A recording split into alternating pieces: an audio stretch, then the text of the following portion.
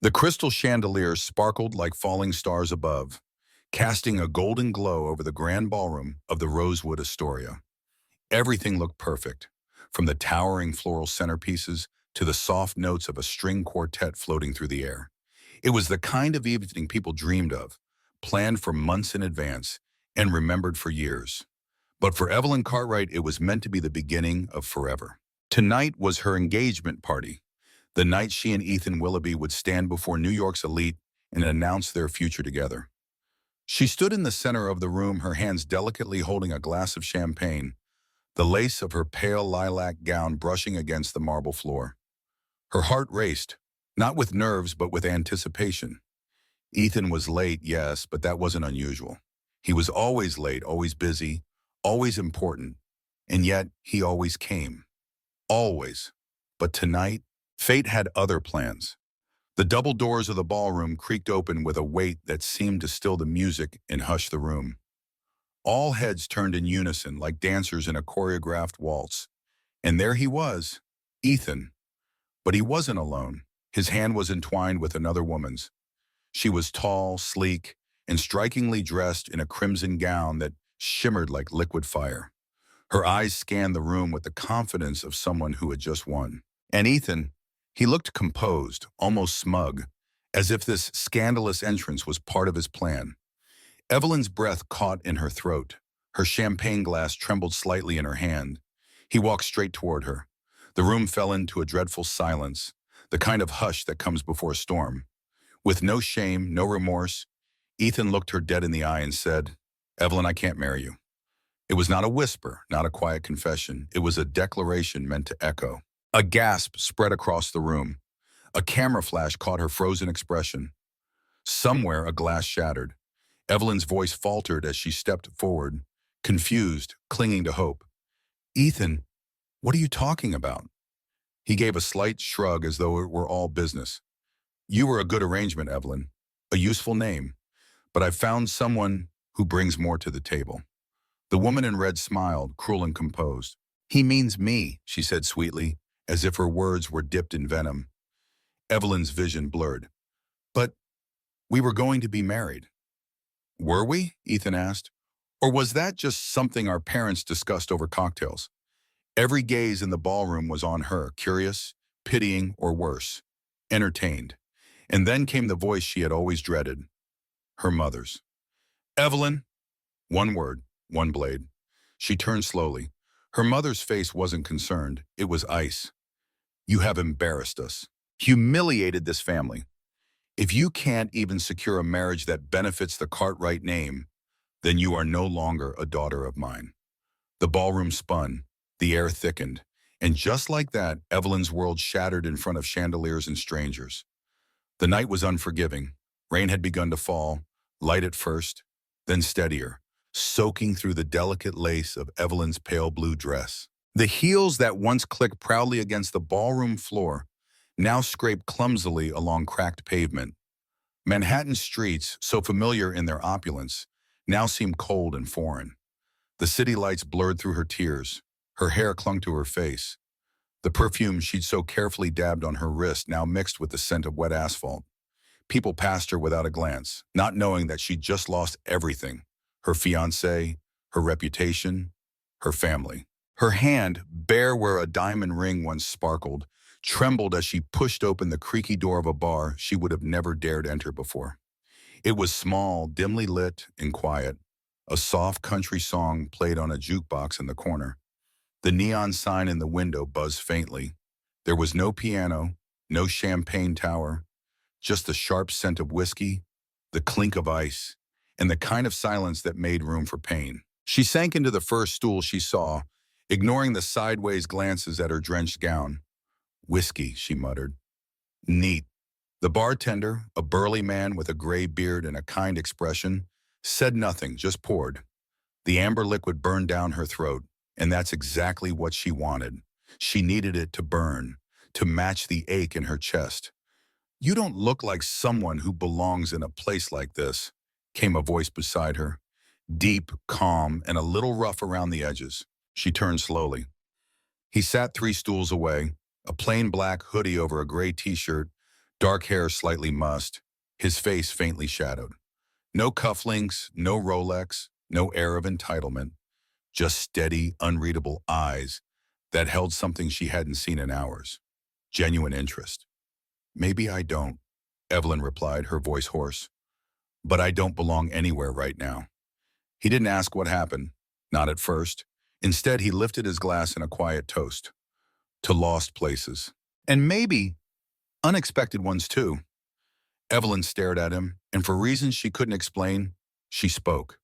About the ballroom, the betrayal, the woman in red. Her mother's words that still echoed like thunder in her bones. The humiliation, the loss.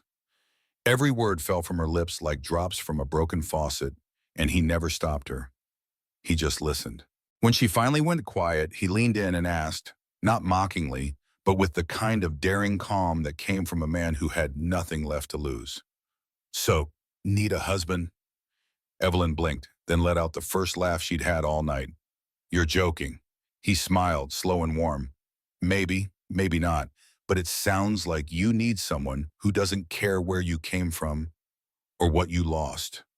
Her voice trembled, barely a whisper. I don't even know your name. Call me Jack. She raised her glass, heart still bruised, but her soul teetering between heartbreak and the pull of something new. All right, Jack, let's get married. Morning light crept cautiously through a thin curtain, casting long stripes across the cramped apartment walls, yellowing with age and time. Evelyn stirred, her temples pounding, her mouth dry, her body aching in ways that had nothing to do with sleep. She blinked up at the unfamiliar ceiling, confusion settling into her bones before reality rushed in. The velvet ballroom, the sting of Daniel's betrayal, her mother's words slicing through her like glass. The bar. And then, Jack. Her heart thundered as she slowly turned her head. There he was, sleeping peacefully on the other end of a well-worn couch, shirtless, one hand tucked under his cheek, the other dangling near the floor. The same man who'd offered her a toast to lost places. The man she had, God, had she really, married. She sat up in a panic. On her left hand, a small silver band glinted in the sunlight. It was cheap, plain, probably from a vending machine or the drawer of a dive bartender. But it was there. Real. Oh no, she whispered. The room was small, barely large enough for the couch, a scratched coffee table, and a kitchenette that looked like it had retired decades ago. Her engagement dress lay in a pile on a nearby chair, wrinkled and stained from rain and regret. Jack stirred, stretching. You're up, he said, voice still husky with sleep. Was wondering when you'd freak out. Evelyn gaped at him. We actually got married? He shrugged, sitting up and running a hand through his hair. Courthouse was open late, and you were very persuasive. She groaned, burying her face in her hands. I was drunk, devastated. I wasn't thinking straight. You said it was time to take your life into your own hands. Jack rose and padded barefoot to the kitchen, the floor creaking under his steps. I agreed, thought we were being poetic. Poetic? She snapped, glaring at him. He cracked a couple of eggs into a pan, completely unfazed. Well, you needed a husband. I was available. Can't say I've ever been proposed to in a whiskey-soaked ball gown before, but it was memorable. Evelyn stared at him, her pulse still racing. And you just went along with it. Jack looked over his shoulder with a smirk. What can I say? I'm a man of my word. She shook her head in disbelief. This is crazy. This is insane. I don't even know you. Jack brought two mismatched plates over and set them on the tiny table, then gestured toward one. Eat. Then we can discuss all the ways this was a terrible decision. Despite herself, her stomach growled. She slid into the wobbly chair and stared at the plate. Scrambled eggs, toast, the scent of butter and something warm, grounding, and familiar. Jack didn't push. He just began eating. Like this was any other morning, like they weren't two strangers thrown together by heartbreak and desperation. Evelyn picked up her fork, and for the first time since that awful night, she didn't feel like she was drowning. Rain tapped gently against the single-pane window, a soft rhythm that mirrored the pounding of Evelyn's heart as she stared down at the budget spreadsheet Jack had sketched on the back of a pizza menu. Food, $180. Utilities, $90. Rent, $550. Miscellaneous, $40. She blinked at the last line. What does miscellaneous even mean? Jack looked up from where he was crouched in front of the radiator, trying to coax it into life with a wrench and some very creative curse words. It means you've got $40 for lipstick, ramen, or impulse regret shopping. Your choice. Evelyn sank back into the battered love seat, the one with stuffing poking out of one arm. My moisturizer costs more than that. Well, he said, tightening the valve. Now your moisturizer is miscellaneous. She didn't respond. What could she say?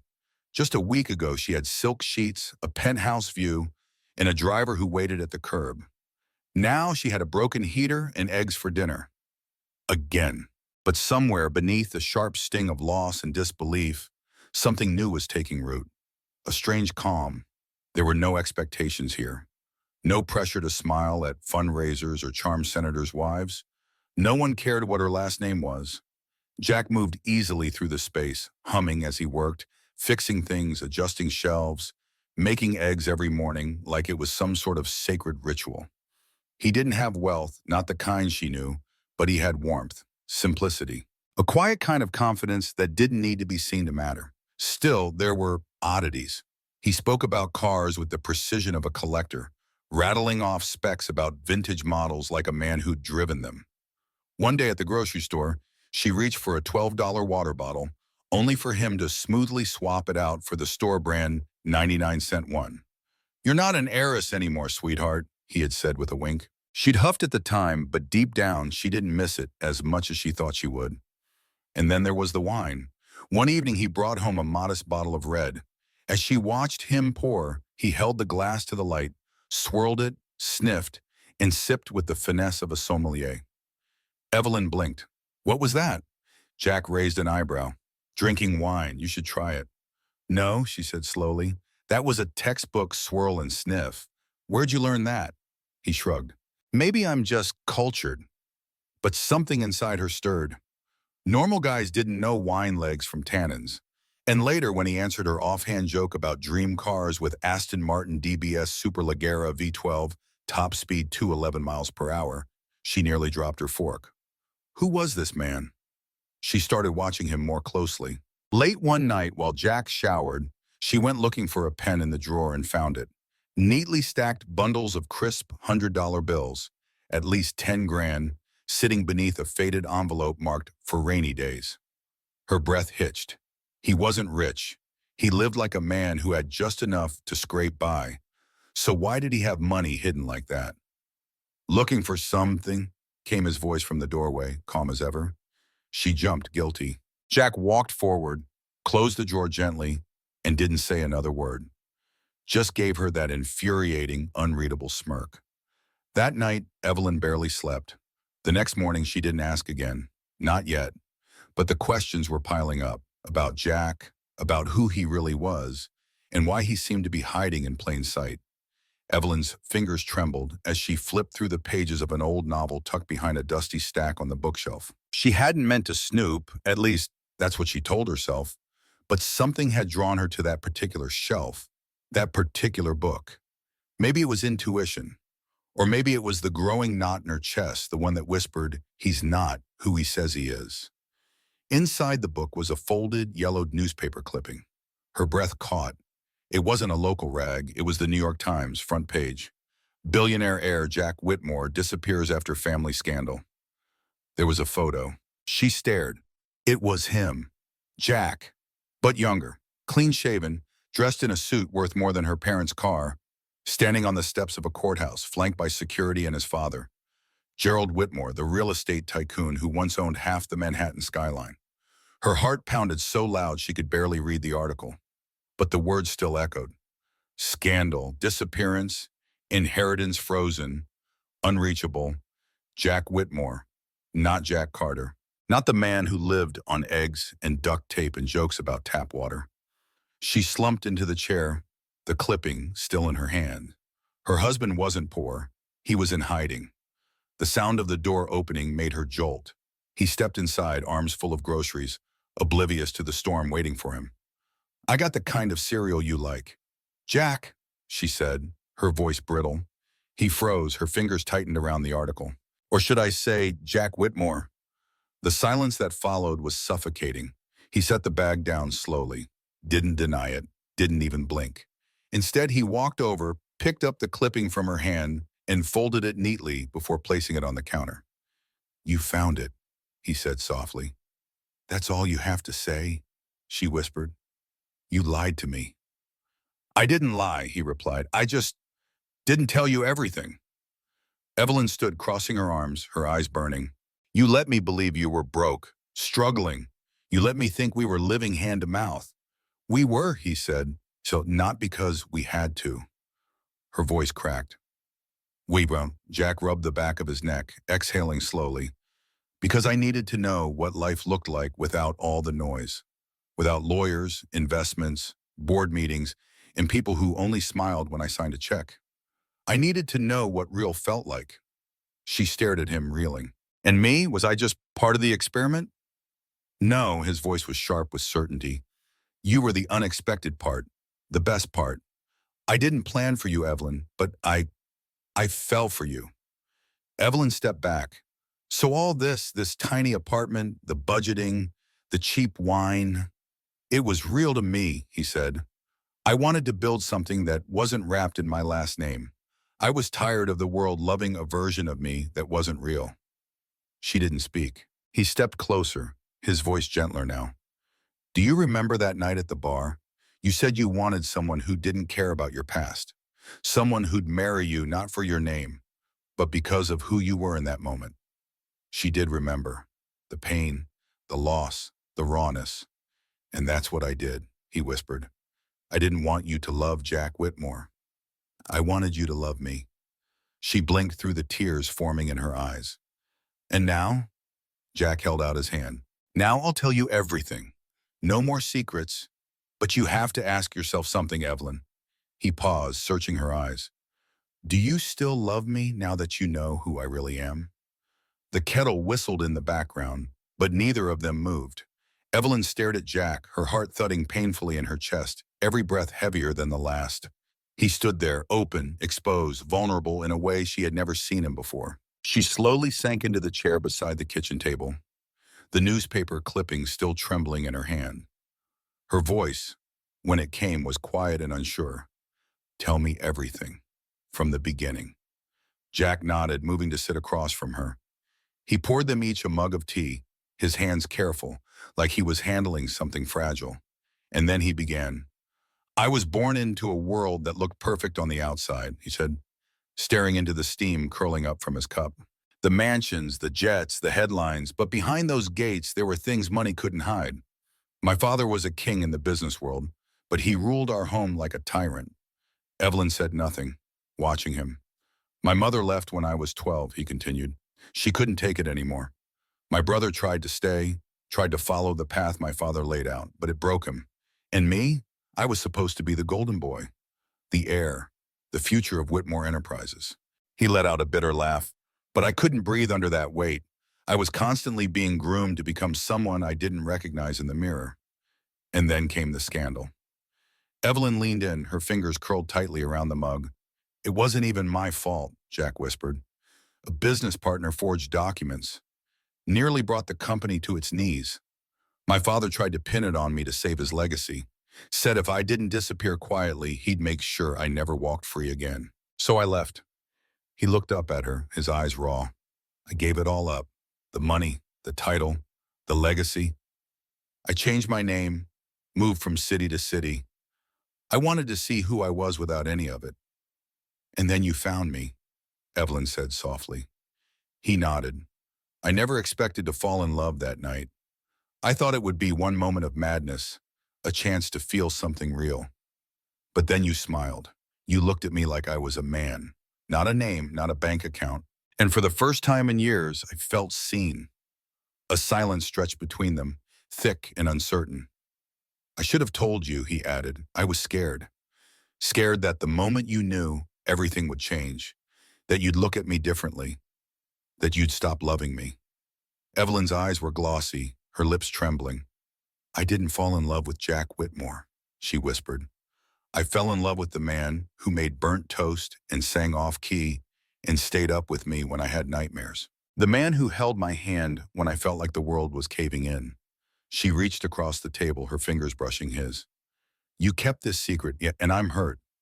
But I'm also here. I just need one thing now. He swallowed hard. Anything. She looked him in the eye. No more running, no more hiding. If we're going to have a life together, it has to be honest. Open. I need to know that I'm not just a chapter in your story, but the rest of it. A single tear slipped down Jack's cheek. You are, he said, his voice barely a whisper. You're everything I never knew I was looking for. She stood up and walked to him. Jack rose too, and when she wrapped her arms around him, it wasn't just an embrace.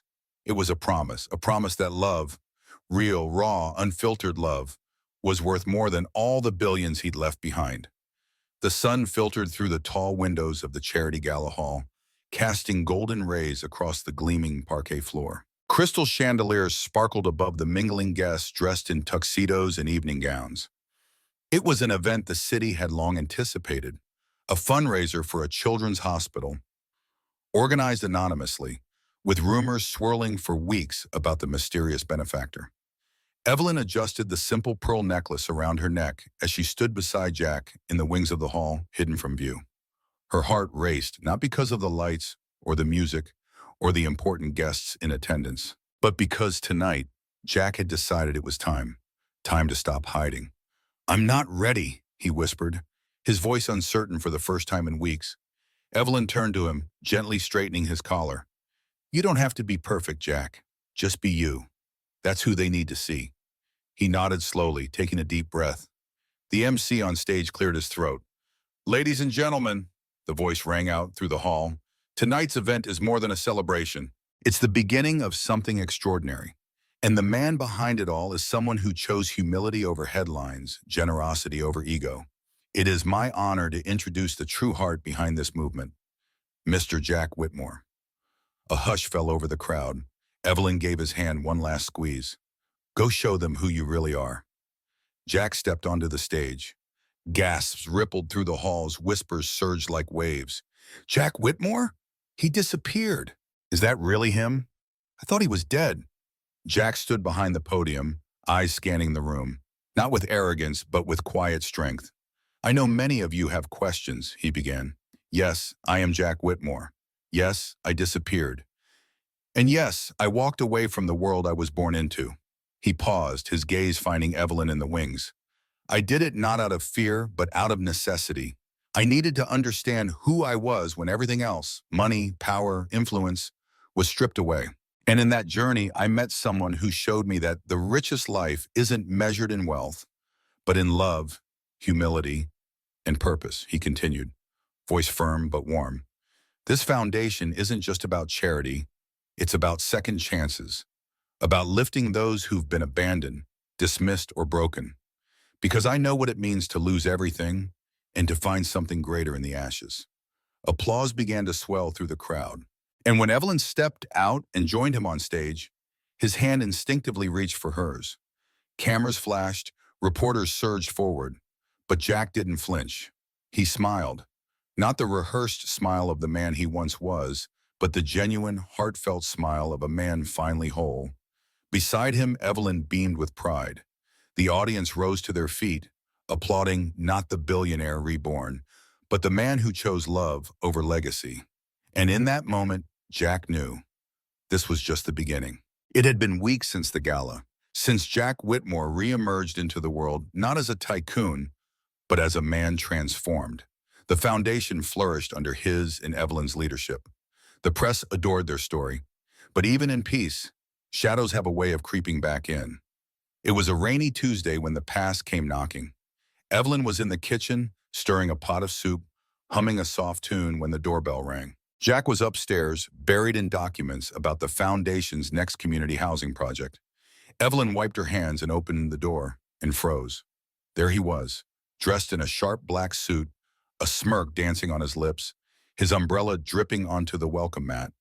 Preston Whitmore, Jack's estranged cousin, the very man who once called Jack a disgrace to the family name.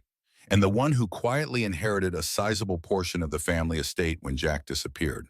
"Well," Preston drawled, stepping inside uninvited, "I must say you do humble quite convincingly, cousin." Evelyn stared, stunned. "Jack's not expecting you."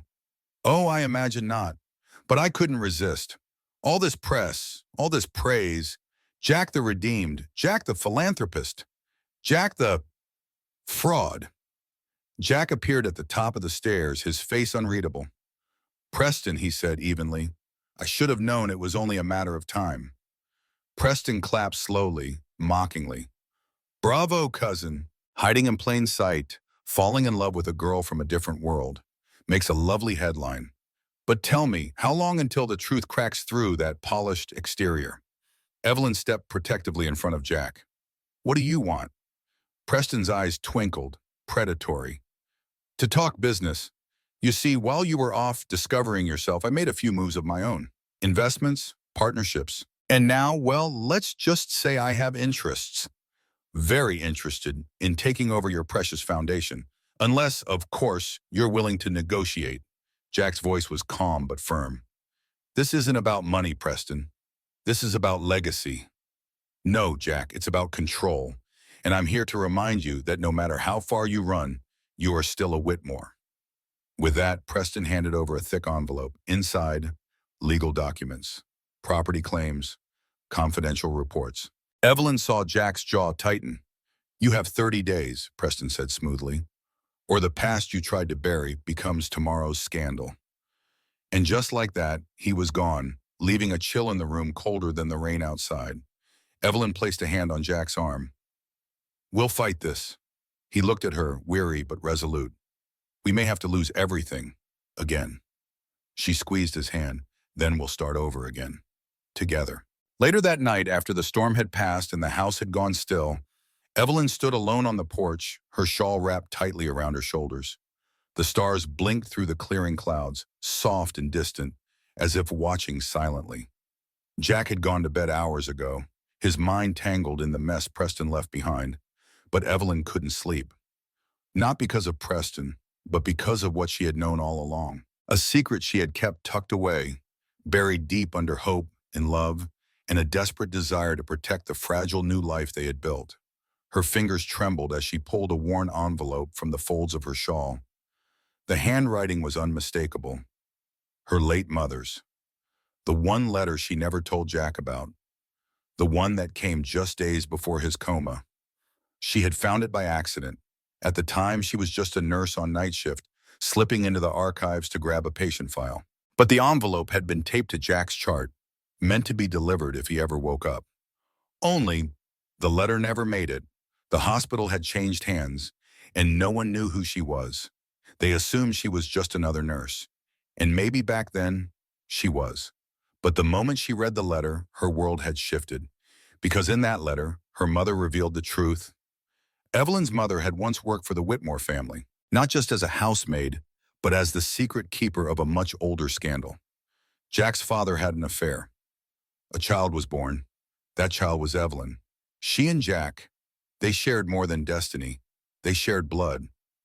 But the scandal had been swept away, hushed by money and silence. Jack never knew.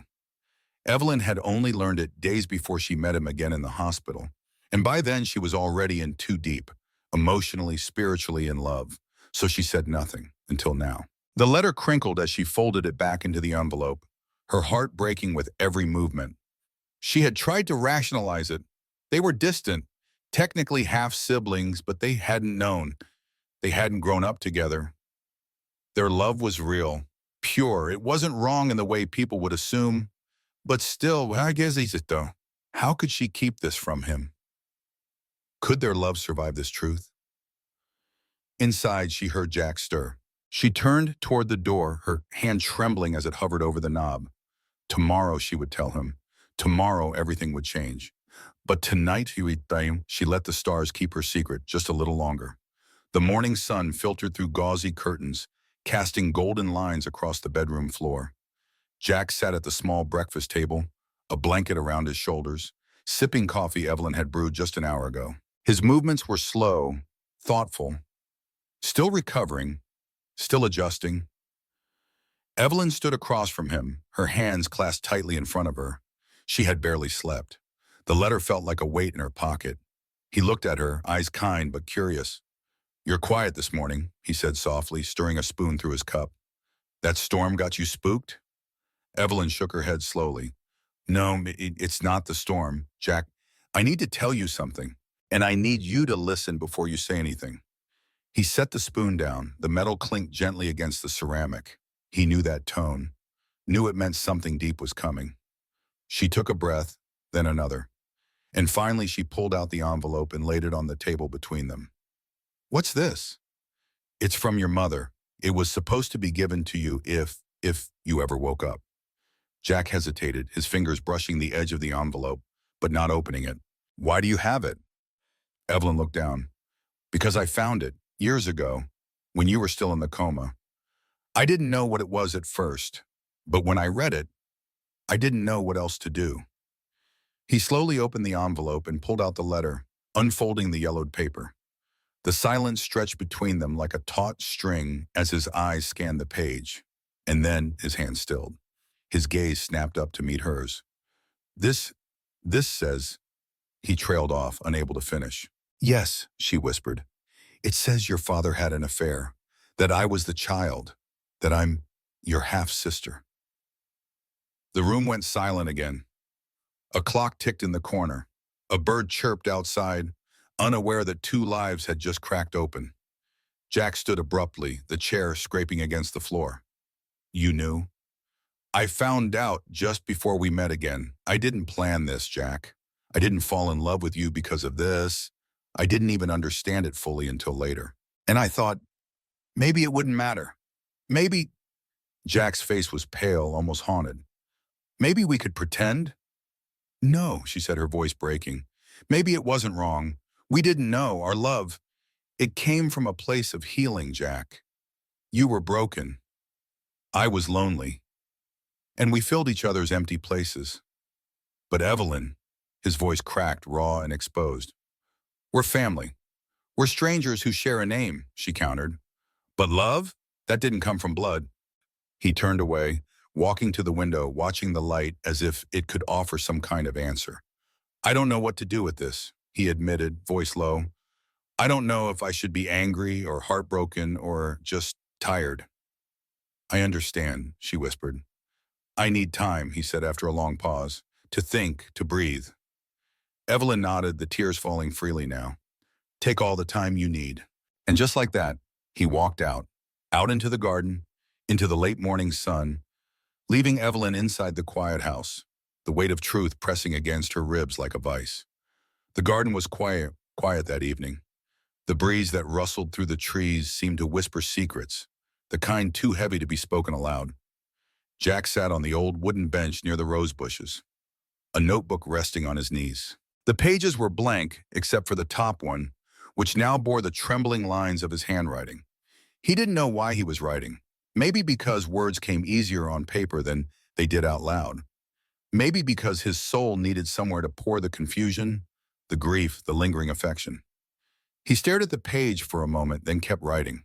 "Dear Evelyn, I don't know how to begin this letter. I don't even know what I'm supposed to feel right now. Hurt, betrayed, confused. All of those things exist somewhere inside me, but so does something else. Something softer, sadder, deeper. You came into my life like sunlight after a long winter. You sat beside me in that quiet room when no one else did. You fought for me. You saw the man I could still be when I couldn't even remember my own name. You gave me dignity, when all I had left was a broken body and a hollow silence. And I loved you for it. Not the kind of love that flickers and fades, but the kind that grows roots in places where light never reached before. So what do I do with that now? What do I do with the knowledge that we are tied by blood? That everything we built together, every laugh, every tender glance, every promise, might be something the world would call wrong? Here's the truth. I don't know if I care what the world thinks. I only know what my heart tells me, and it still whispers your name in the quiet. But I'm also angry, not just at you for keeping it from me, but at fate itself, at the tangled mess we were handed. We didn't ask for this, we didn't know. We only followed where love led us. That should count for something, shouldn't it? I don't know if I'll give you this letter. Maybe it's just for me to say the things I can't bring myself to say out loud. But if I do, if you're reading this now, then know that I don't regret loving you, not even for a second. And maybe, just maybe, that love, however complicated, was the only real thing I've ever known. Jack. He folded the letter, slid it into an envelope, and tucked it into the pages of his notebook. He didn't sign it with his last name.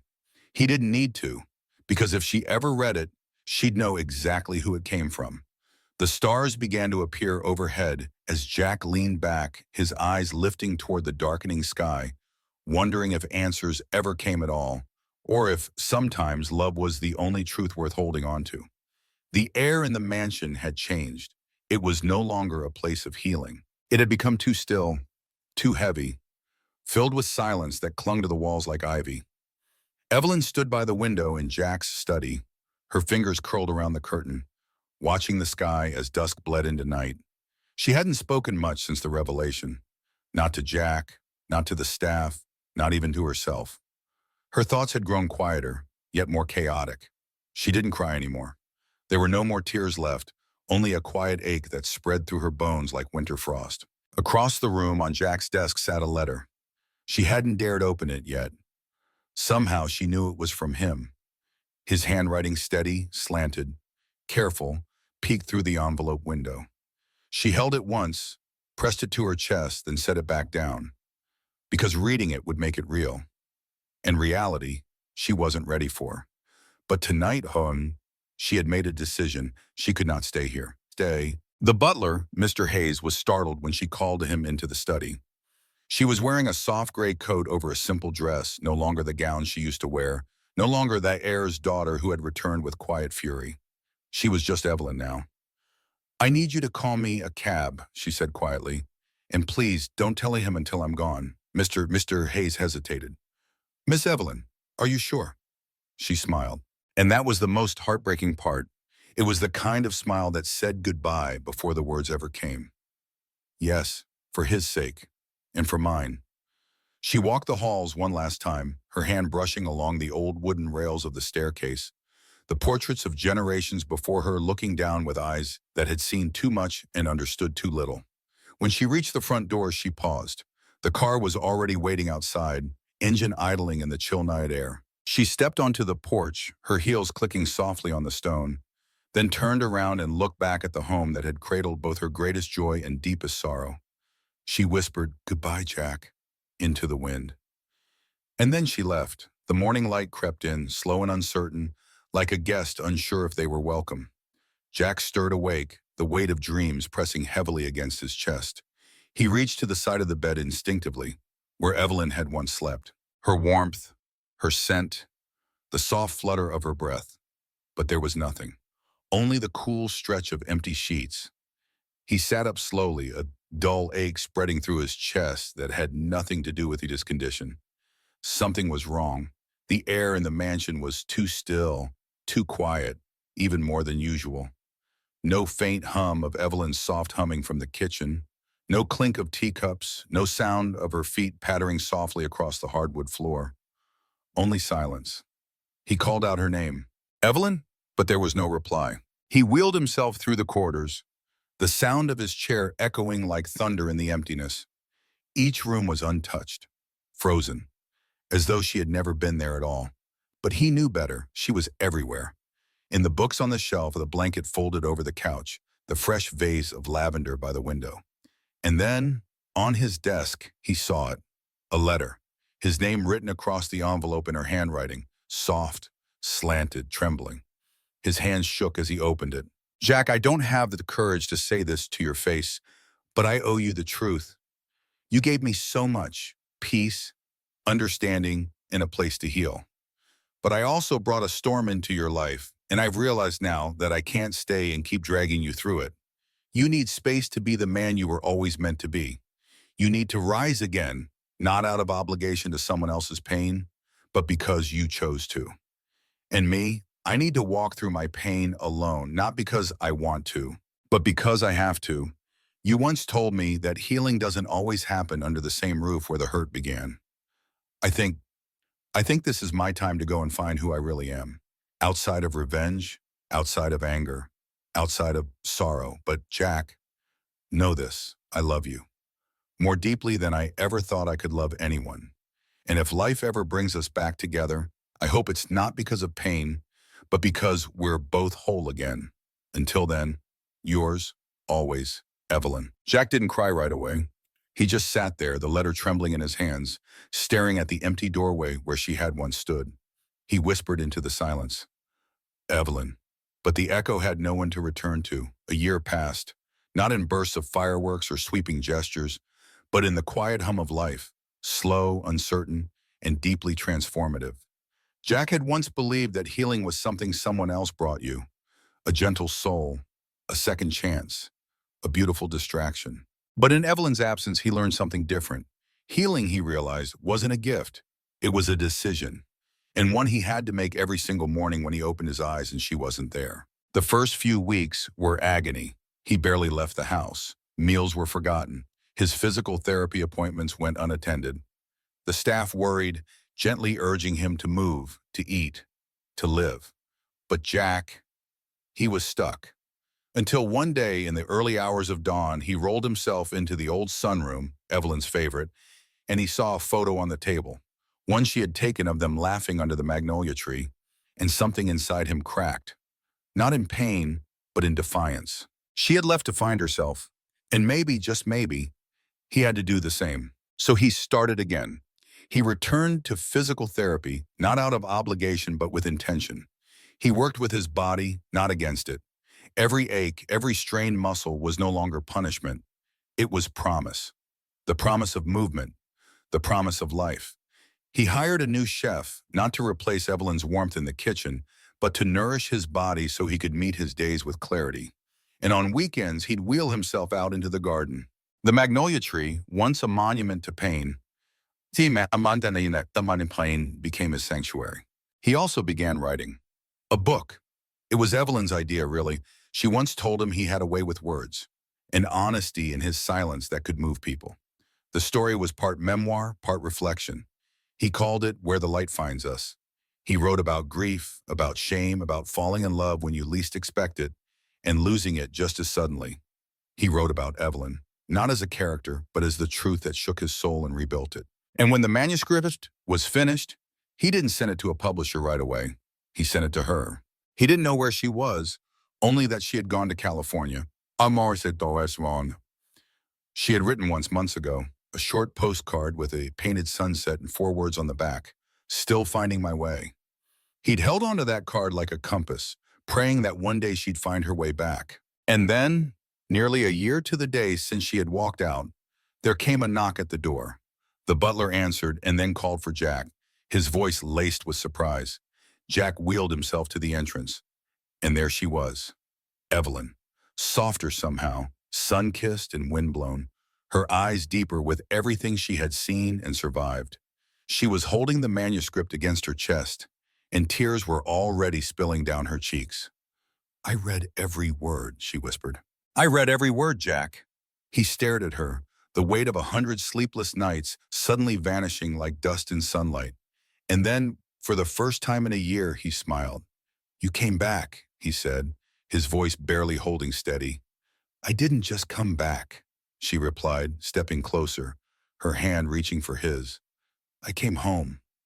The magnolia tree bloomed early that spring. Its blossoms, thick and white like clouds of hope, swayed gently in the warm breeze that drifted across the estate grounds. The sun hung low in the sky, casting golden light over the old stone mansion and the rows of folding chairs nestled in the garden.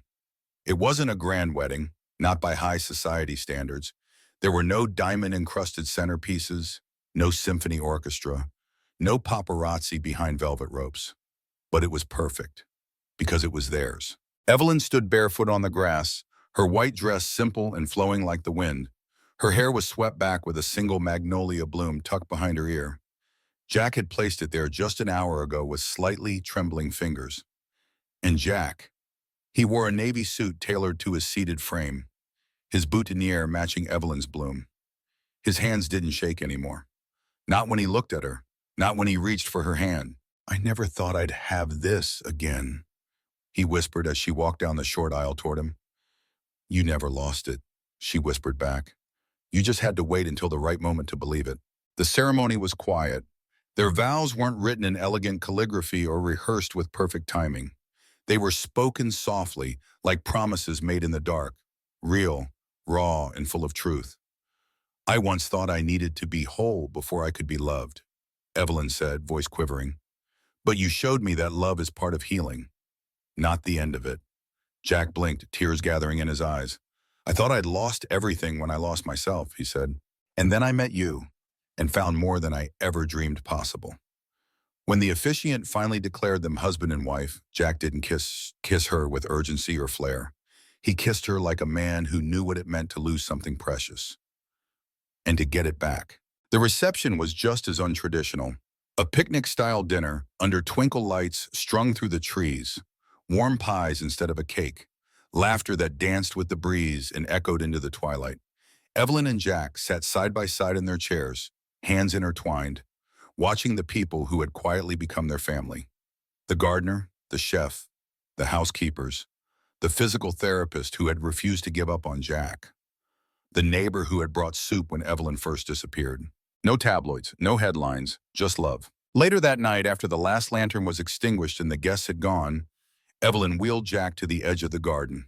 They sat in silence under the magnolia tree, now heavy with starlight instead of blooms. I used to think the most beautiful part of love, Evelyn murmured, was the beginning. Jack turned to her, his eyes soft. But it's not, she finished. It's the staying, the choosing. He kissed her temple. And together in the silence of the spring night, they chose each other again. There's a quiet kind of beauty in days that don't make headlines.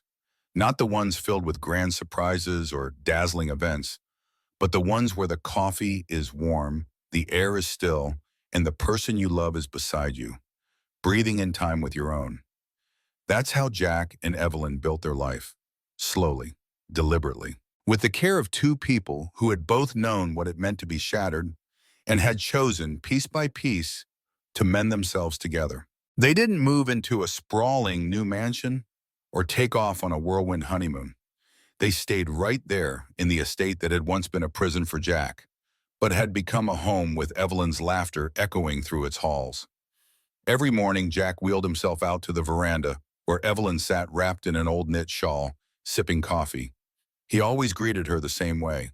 "Morning, Mrs. Whitmore?" And she always smiled like it was the first time she'd ever heard it. Evelyn found new rhythm in the simple things. She planted a herb garden near the kitchen, learning the textures and smells of each leaf under the guidance of the elderly cook, Clara. She read books aloud to Jack in the afternoons, her voice lilting through poetry and memoirs, while he closed his eyes and listened, his fingers laced with hers. He taught her chess. She taught him how to bake cinnamon rolls. They argued over music, Jack preferring jazz, Evelyn favoring folk ballads, and compromised by dancing to both under the golden afternoon light that filtered through the library windows. There were hard days too, days when Jack's pain came roaring back, or Evelyn's mind wandered to what her life might have been if she'd never left. But on those days, they didn't run from each other. They leaned in. They sat in silence if that's what was needed. Sometimes words only got in the way. Evelyn would hold Jack's hand through the storm. Jack would let her cry on his shoulder until the tears ran dry. Love wasn't always loud. Sometimes it was just there. Then one morning, something changed. Jack stood, not for long, just a moment. But it was enough to bring Evelyn to her knees in joyful sobs, her hands trembling as she wrapped them around his waist. He laughed through his own tears. "It's just the beginning," he said. And it was. Weeks turned into months. Seasons shifted. And while the world outside spun faster with every passing day, inside their home, time slowed. Because Jack and Evelyn had learned something most people never did. That a quiet life, a slow life, could be the most extraordinary life of all when it was shared. It was a rainy afternoon when Evelyn found the envelope. She'd been sorting through the dusty old boxes in the attic, boxes Jack hadn't touched since before the accident. Rain drummed gently against the window panes, and a soft draft carried the scent of old paper and forgotten things. At the very bottom of one box, beneath a stack of old journals and faded photographs, was a letter. Its edges were worn, its paper yellowed with time. On the front, in a script that trembled slightly with age, was written, "To my son, Jack." Evelyn's breath caught in her throat. She held it delicately as if the very weight of it could crumble in her hands. Something in her heart whispered that this wasn't just any letter. It was the kind of truth that waited until someone was ready to find it. And maybe now was that time. She brought it down to the study, where Jack was seated by the fireplace, thumbing through a book with his reading glasses perched low on his nose. When she handed him the letter, he looked up, surprised. Then he saw the handwriting. His fingers froze. "That's my mother's," he murmured. "I didn't know this still existed." Evelyn knelt beside him, gently placing her hand over his. "Do you want to read it alone?" Jack stared at the envelope a moment longer, then shook his head. "No, I want you here." His voice was soft as he read aloud. "My dearest Jack, if you're reading this, it means you found your way through the storm. And I pray the man you are now is someone who has learned to forgive, not just others, but yourself." Jack paused, blinking fast. Evelyn tightened her grip on his hand. "I know I left too early. I know your heart has carried pain I never got to ease. But I want you to know, son, your father and I, we loved you more than life. We were proud of you, even when you couldn't see it yourself. If life has left you bitter, don't stay there. Bitterness robs the soul. Let someone in. Let someone love you. And most importantly, let yourself love them back. I hope you found someone who makes you smile, someone who brings warmth to your winters and gentleness to your storms." Jack stopped. Tears streamed down his cheeks, silent and unashamed. He looked at Evelyn, at the woman who had stepped into his brokenness and stayed. "She knew," he whispered. "Even then, she knew what I would need."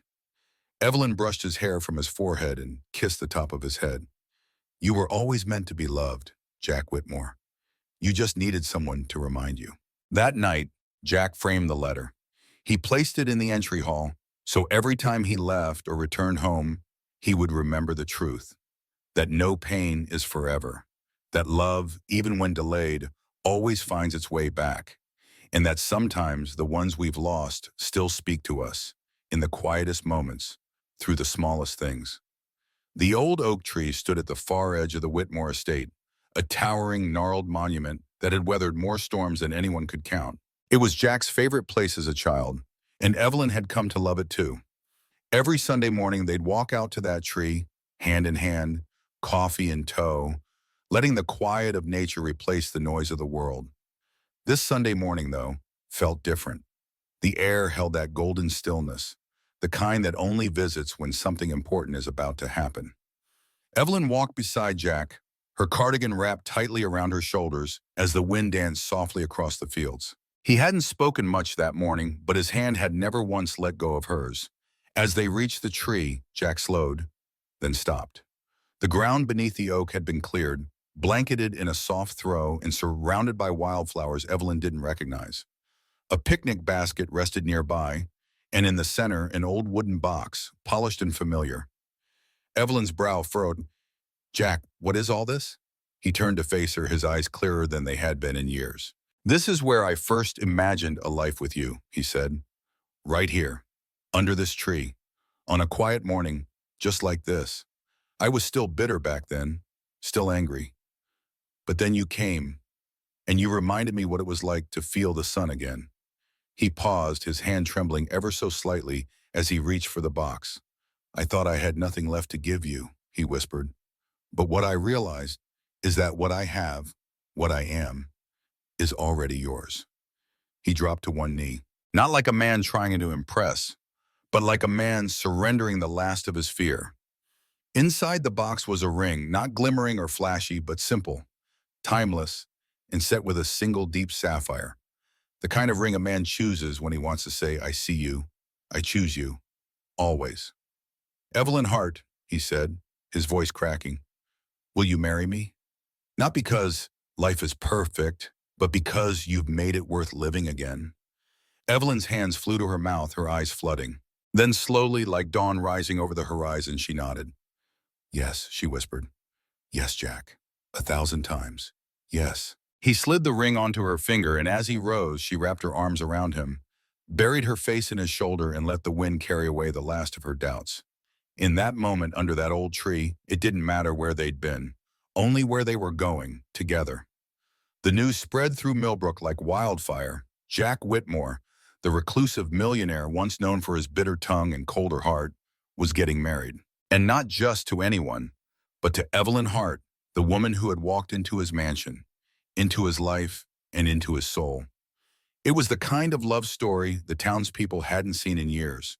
And though no formal invitations were sent, it seemed everyone knew where they needed to be. The wedding took place on the Whitmore estate, under the very same oak tree where Jack had proposed. Evelyn had insisted on it. No ballrooms, no chandeliers, no grandeur, just the tree, the field, and the people who mattered most. The morning of the ceremony, the air was thick with the scent of blooming jasmine and lilac. Rows of white chairs lined the grassy aisle, and local musicians from the community center played gentle tunes on violins and acoustic guitars. Everything was simple, but beautiful. Evelyn wore a dress she'd found in a secondhand boutique. Ivory lace, modest neckline, a soft trail that whispered as she walked. Her hair was swept into a loose bun, wildflowers pinned at the crown. She looked like springtime itself. Jack stood beneath the tree, dressed in a dark suit, no tie. His cane was polished, and his back straighter than it had been in years. The moment he saw Evelyn, his breath caught. Everyone noticed it, the way his eyes softened, the way he forgot, for a moment, about the pain in his legs or the lines on his face. She was his beginning, not his end. Pastor Howard, a childhood friend of Jack's, officiated with warmth and a voice like a Sunday morning sermon. His words carried gently through the wind. We are not gathered here to witness perfection, but to witness love, tested, tried, and true. When Jack and Evelyn exchanged vows, there was not a dry eye among them. She promised to walk beside him, even when the days grew dark. He promised to protect her joy, even when his own body faltered. And when they said, I do, the applause from their guests was thunderous, like the sky itself rejoicing. Even the ones who had once doubted Jack, who had whispered rumors behind closed doors, now saw the truth. He had changed. He had softened. Not because Evelyn had fixed him, but because she had loved him exactly as he was.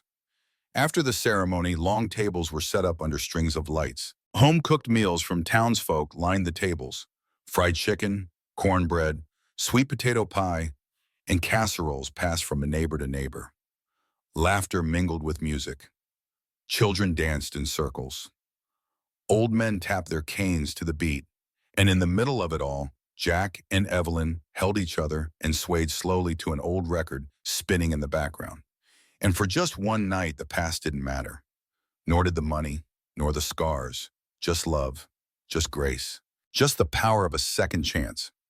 It was late one evening, weeks after the wedding, when Evelyn stumbled upon a box tucked away in the attic. The summer air had cooled, and the wind whispered against the window panes. She was looking for old photo albums to start a memory wall in their home office. Something cheerful, something new. The box was buried beneath dust-covered books and moth-eaten fabric swatches. Curious, she pulled it free and opened it slowly. Inside were letters, some faded, others still crisp. Most were addressed to no one. Some were marked unsent. She sat cross-legged on the wooden floor, heart quietly thudding as she began to read. One letter in particular stopped her cold. Dear Evelyn, I don't expect you'll ever read this. I don't even know why I'm writing it. Maybe because if I don't let it out, it'll rot in my chest. You walked into this house with that soft voice and stubborn heart, and you've made everything different. I hated you for it at first. Hated the way you saw past my walls like they were made of paper. But then something strange happened. I started waking up and looking forward to the sound of your footsteps in the hallway. I started noticing how the light looked on your hair in the morning. I started missing you when you weren't around. I haven't told you how broken I was before you came, how the silence in this house echoed louder than any crowd. I don't know if I can be the man you deserve. I don't even know if I'll ever walk without pain again. But what I do know, what I'm sure of, is that I would give anything for one more morning with you, even if you never loved me back. Yours, Jack. Evelyn read the letter twice, then 3 times.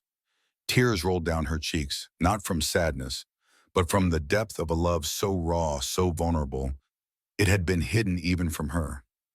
She closed the box carefully and brought the letter downstairs. Jack was in the sunroom, his feet propped up, a wool blanket over his lap, and a cup of tea beside him. The old grandfather clock ticked in the corner. The smell of cedar and lemon balm lingered in the air. Evelyn knelt beside him without a word and placed the letter in his lap. He read it in silence. When he was done, he folded the paper slowly, eyes shining. "You weren't supposed to see that," he said, voice low. "I'm glad I did," Evelyn whispered, taking his hand in hers. "I wish I'd known how much pain you were carrying." Jack gave a small, tired smile. "You helped me carry it, Evie. You've been doing that since the day you stepped through that front door." There were no grand declarations that night, no speeches, just two souls, quietly holding each other, knowing now more than ever that their love had roots deeper than words. A love born from honesty, from pain, and from the brave decision to keep choosing each other, day after day, letter after letter, moment after moment. The rain had started without warning, fat, heavy drops that soaked the earth and blurred the world in watercolor gray. Evelyn had been out running errands when it hit, and now she stood beneath the awning of the old bookstore on Main Street, hugging her coat tighter around her shoulders. She looked down the road, hoping for a break in the storm. But the clouds only deepened. Across the street, through the curtain of rain, she noticed a man sitting hunched on the edge of a stone bench. No umbrella, no coat, just a thin sweater clinging to his frame, his head bowed, hair dripping like a sorrowful sculpture, forgotten by time. Evelyn hesitated, torn. Then, without a second thought, she crossed the street. "Excuse me," she said gently, crouching beside him. "Are you all right?" The man looked up slowly, blinking through the downpour. His eyes were hollow, gray-blue like the sky above. He looked older than he probably was. Life had weathered him. I'm just waiting for something that's not coming," he murmured. Evelyn's heart clenched. She sat beside him, ignoring the rain soaking her back. "Sometimes," she said softly, "what you're waiting for isn't meant to come. But what you need might already be here." He gave a hollow laugh. "That sounds like something from a fortune cookie." Evelyn smiled faintly. "Maybe, but sometimes fortune cookies are right." The man looked at her, really looked. "You don't even know me. Why sit in the rain for a stranger?" "Because someone once sat with me when I didn't deserve it," she said, thinking of Jack. "And it changed everything." The man didn't respond, just looked ahead as thunder rumbled distantly over the hills. After a long pause, he spoke. "I lost my wife 6 months ago. I come here every Thursday at 4. It was our spot. She used to bring me lemon scones from the bakery and a dog-eared copy of some old novel." Evelyn reached into her tote bag, pulled out a warm paper-wrapped pastry she had bought minutes ago, and offered it silently. "Lemon scone?" she said. The man stared at it, then at her. His hands trembled as he reached for it. "Thank you," he whispered, voice cracking. They sat together in the rain, two souls tethered by loss and kindness. Strangers, yet something more. Evelyn didn't know his name. She didn't ask. Some connections didn't need names, just compassion. Later that night, when Jack asked her why her coat was still damp, she only smiled and said, "Because today I got to be someone's shelter for a little while." And Jack, wise in the ways of silent understanding, simply nodded. Sometimes love wasn't grand gestures. It was small, quiet choices made in the rain. The old wooden desk in the guest room had remained untouched for years. It still held yellowing paper, ink pens that had long since dried, and a few curled photographs from a time when smiles were easy and life didn't ache quite so much. Evelyn had only come in to find a spare candle. The power had flickered earlier, and Jack was downstairs reading by the fireplace, the soft amber glow casting shadows over his face like memories brushing past him. She spotted the candle on the shelf, but paused when her eyes drifted to the drawer. Something nudged her. A whisper in the stillness. She opened it slowly. Inside was a stack of papers, some blank, others with faded handwriting. But at the very bottom, folded neatly and sealed in a cream envelope with no stamp, was something different. Her name. Evelyn. The handwriting was unmistakably Jack's, clean, careful, and slanted just slightly to the left, as if leaning into the words. Her breath caught. She hesitated. Then, with trembling fingers, opened it. My Evelyn, I don't know if I'll ever have the courage to give this to you, but I need to write it, even if only to remember what you mean to me. I fell in love with you the day you laughed at my burnt toast and ate it anyway. I stayed in love with you every moment after, through the storms, through the quiet, through the mornings when neither of us said much, but your hand and mine said enough. I'm not a man who shows things well. I've always fumbled more than I've flown. But if life were a photograph, you would be the soft focus at the center of it all. If this letter ever finds you, it's because I didn't get to say it enough. I love you, Evelyn, for all that we were, all that we are, and all that will still become. Forever, Jack. The paper blurred as her tears fell silently. She sat for a long time holding the letter to her chest. It was old, the edges worn. He must have written it years ago and never found the right moment. She didn't need to ask why. Jack had always loved quietly. Not with fireworks, but with hands that tucked the blanket around her feet and eyes that searched for her across the room. And now here it was, proof, a love letter that had waited patiently, tucked away in the drawer of time. Evelyn folded it gently, pressing a kiss to the worn seal. Downstairs, Jack stirred at the sound of her footsteps. He looked up as she entered. Everything all right? He asked. She walked to him, knelt beside his chair, and held up the letter. You wrote this for me, she said. Jack blinked. You found it? She nodded, smiling through tears. I guess I forgot the words, he said softly. You never did, she replied, taking his hand. And in the flickering firelight they sat together, two souls aged and weathered by life, yet stitched together by words that never needed to be perfect, only true. There was a path behind St. Agnes Church that most folks had forgotten. Tucked behind an iron gate rusted by rain and memory, the trail led to a hidden garden, a space Evelyn had stumbled upon once as a child when she chased her brother through the church grounds. She hadn't been back since, until now. The church bells had just chimed noon, and the spring sun warmed her shoulders as she and Jack made their way down the worn gravel path.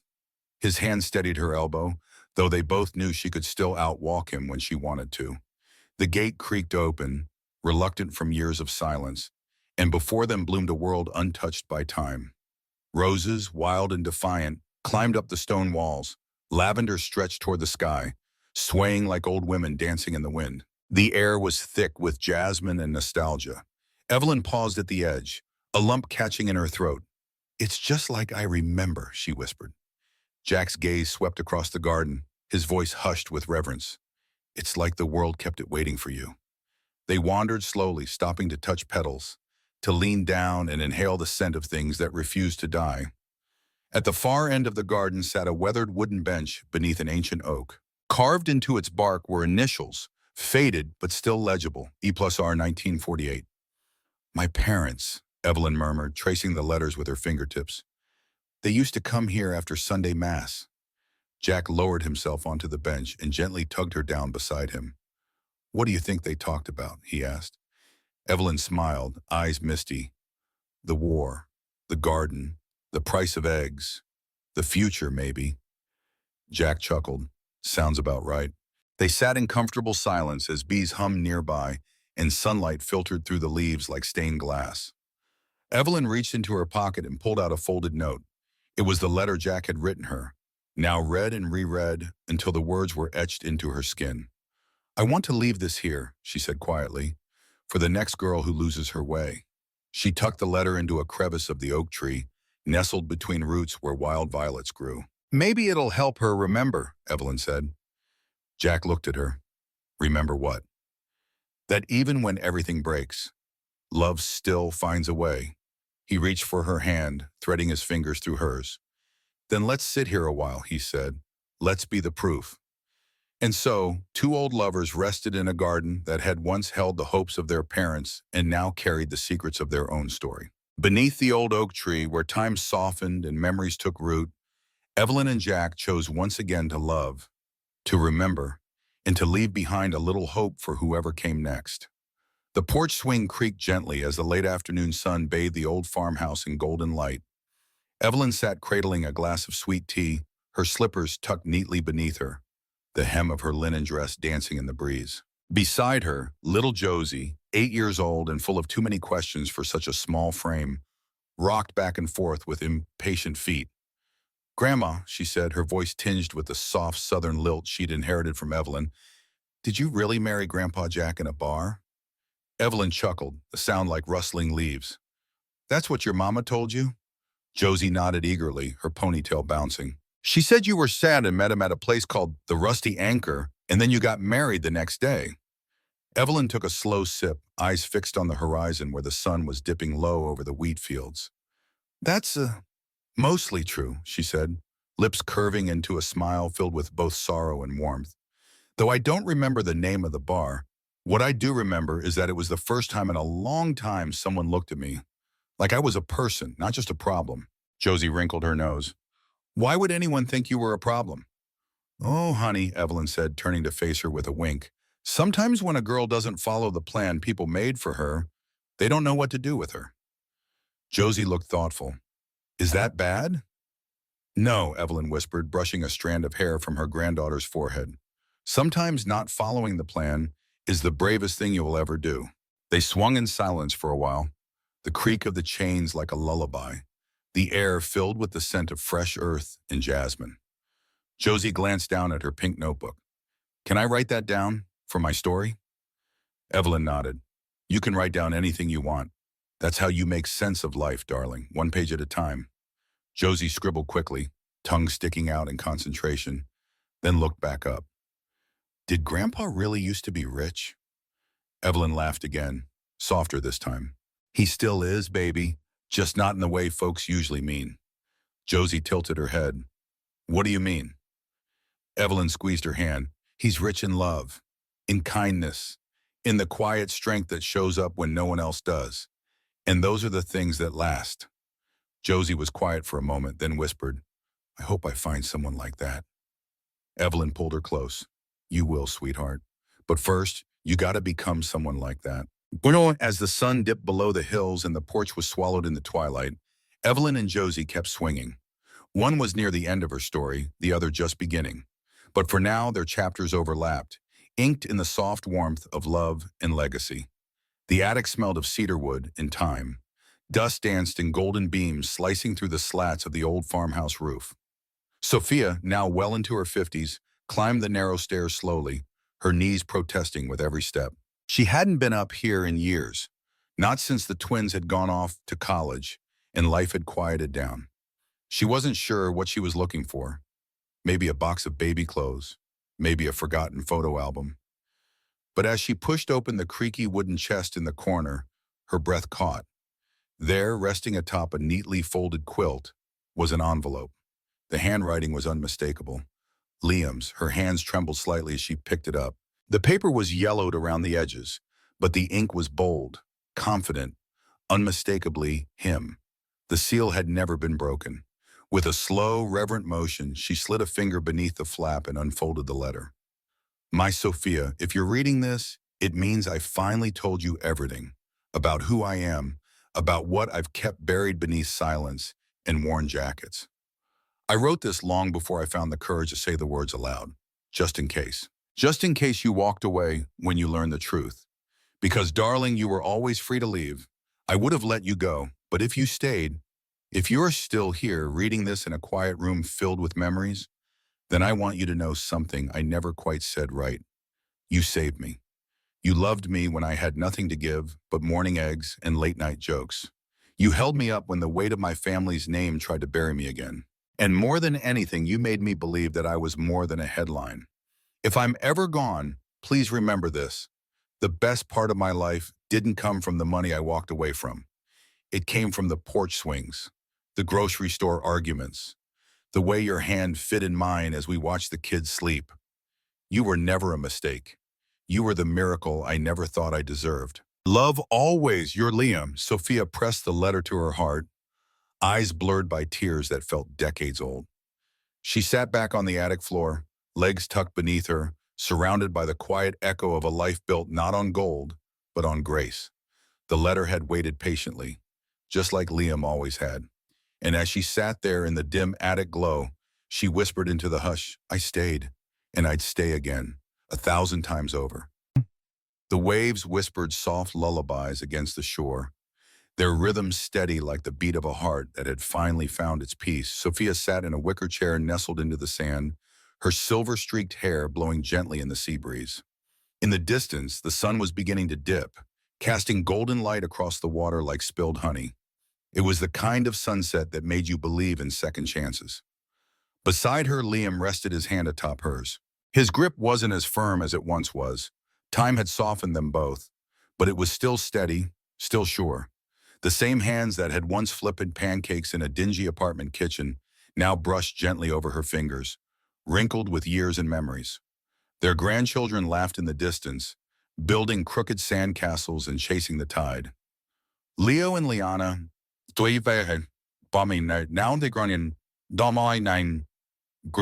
had brought their little ones here for a family trip, honoring a tradition born of quiet love and years of grace. You remember the first time we came to a beach like this? Liam asked, his voice warm, dusted with age. Sophia smiled, her gaze fixed on the waves. We didn't even have towels, just a blanket from the back seat of your car and a bottle of lemonade. Liam chuckled. And you insisted we make a picnic out of a single sandwich. You ate most of it, she teased. He grinned. I was hungry for more than lunch. Sophia turned to look at him then, really look. His face was weathered, but his eyes still held that same spark.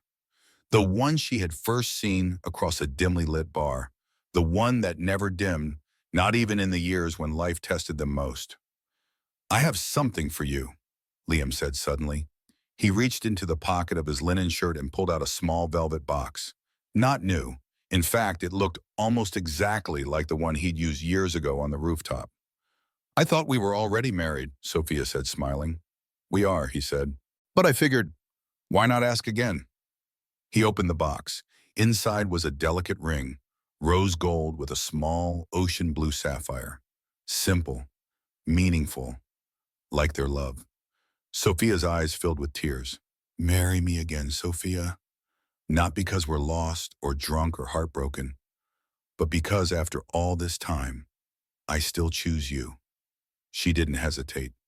I do, she whispered.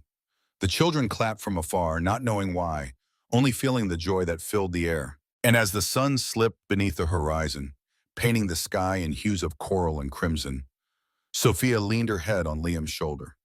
They sat there in silence, watching the waves. Not as a girl who once lost everything, not as a man who once hid everything, but as two souls who had found their way home, together.